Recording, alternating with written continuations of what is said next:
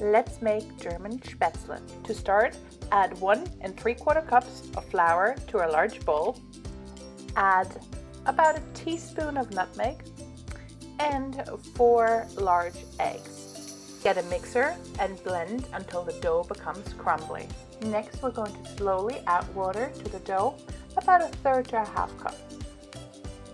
Our goal is to have a dough that's thick and sticky, but not too liquidy.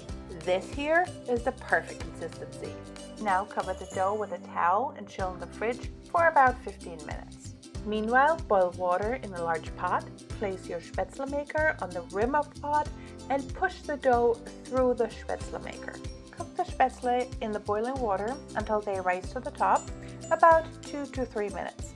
Use a slotted spoon and remove the cooked Spätzle from the boiling water. Repeat until you've gone through the entire dough and you have a big batch of Spätzle. Next, melt a couple of tablespoons of butter over medium heat, add the cooked Spätzle and toss to coat. If you like, season with a dash of salt. Lastly, you're going to add some parsley, toss, and you're done. This is how easy it is to make classic homemade German Spätzle. For more easy homemade recipe ideas, go to cheerfulcook.com. Please subscribe to the channel and don't forget to follow me on social. Links are in the bio. Thanks for watching.